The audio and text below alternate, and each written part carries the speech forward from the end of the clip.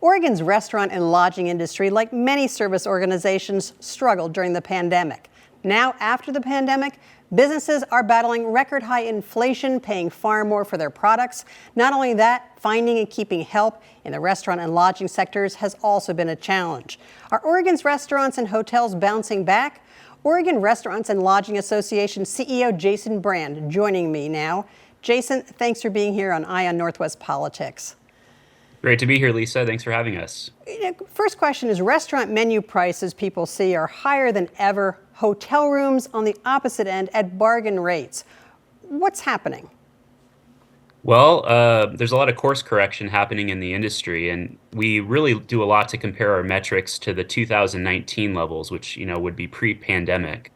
So, what we're seeing is some progress in our ongoing recovery efforts, but we're not back to 2019 levels, and that goes for both the restaurant and the lodging side. So there's a flurry of different issues that create a lack of sustainability for our operations. You mentioned, soaring inflation, of course, our costs for both food, beverages, and then also equipment in our food service industry is having a pretty big impact on our folks' ability to really sustain a low level of profit margin, which, of course, the industry is known for. For every 95 cents for every dollar a customer spends in our restaurants, 95 cents of that dollar goes back into the people, the food, and the place. So it's very much an altruistic entrepreneurial pursuit when you decide to open up your own restaurant and give it a go. But you have to make money somehow. So I guess the question is, we've seen, more than 1,000 restaurants throughout the state that have gone under in the past couple of years. What are we looking at ahead when those prices keep climbing and you have a lot of customers that say, I just can't or don't want to pay that? Yeah, it's a great question. I mean, for what it's worth, we've been quite surprised by the willingness of customers to continue coming to restaurants. So the discretionary spend within household incomes is still well above average from what we can tell. So the key really is making sure that we can maintain our menu prices. And of course, every restaurant owner is hesitant to increase menu prices on their customers. But really, it has to happen, and it has been happening, and we'll continue to see that in the future because we just have to make sure that we're sustaining our ability to be in business as these food costs go up and as wages go up over the course of the year 2023 and beyond. So there's a lot of pressures, and it doesn't look like it's letting up, which is something that we're talking a lot with legislators about during the current legislative session. What do you see as far as changes that restaurants are making? Some restaurants I've seen have limited hours to reduce costs. Others have limited menus.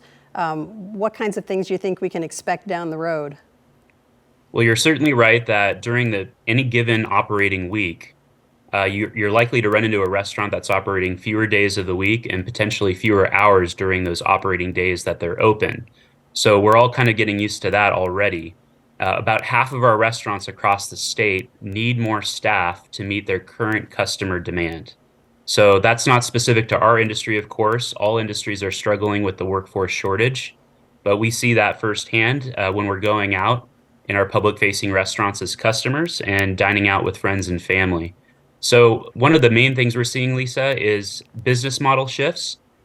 How can you protect the quality of the experience and the food and the drink that you're providing to your customers and potentially change the model to more of a counter service or limited full service option within the footprint of the restaurant?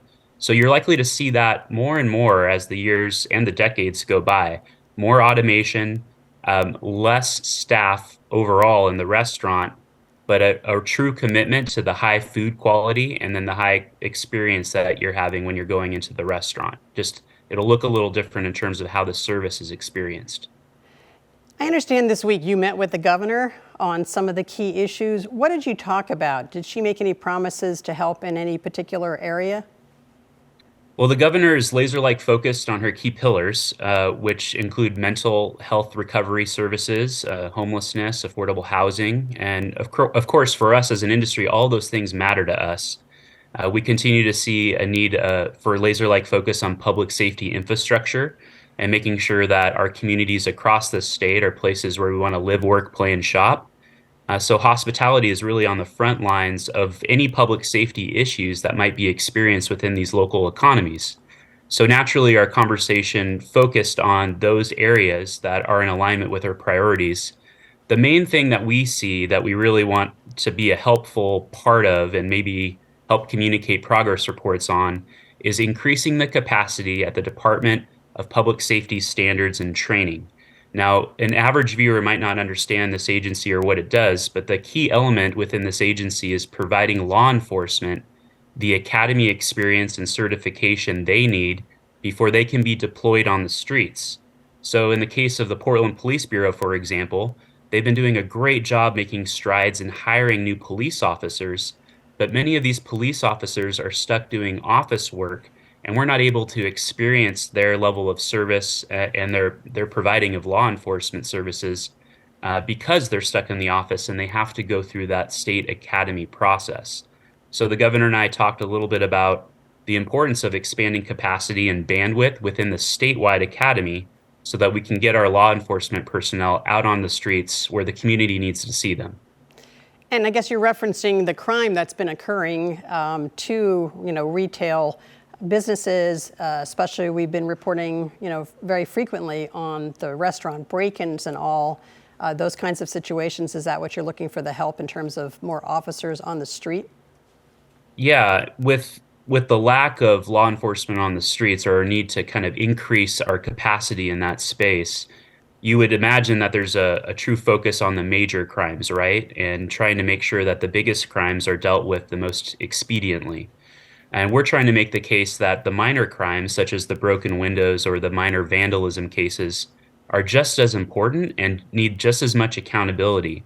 So that bandwidth is incredibly important to make sure all levels of crime receive that same level of accountability and timeliness. We can't really overstate the necessity of a sense of urgency within all of our local government partnerships so that our communities and our small businesses can experience the level of service they need when issues do arise on premises. We just have a little bit of time left, but I guess one question people have been asking about is tipping. In other words, when food's prepared to go, there's no table service, yet they're asked on a screen with a preset tip amount, some up to 25% to add a tip. You mentioned the need for workers and to pay for workers. What should people do? Yeah, that's a good question, and we also hear a lot about that as well at the association. I think it's in the customer's purview to decide, when it's appropriate to tip. It's important that all of our folks out there understand that in Oregon, we do not have what's called a tip credit, which means that all restaurant employees, regardless of their position, receive really in this market above the minimum wage. And then typically they're sharing in a tip pool between the front of the house employees and the back of the house. So depending on your level of service when you're getting that product at the counter, or whether you're receiving some type of service in a hybrid format where you're sitting down at a table and maybe get partial service at the table, it's really in the customer's purview to decide what an appropriate tip looks like, knowing that those tips are generally shared with the entire staff that's making that experience possible. And it also goes a long way in these economic times to help sustain that business. Tip and tip well, it's my philosophy. Jason, I'm with you. Thank you for joining us on Eye on Northwest Politics. We sure appreciate you filling us in. My pleasure, Lisa. Thanks for having me.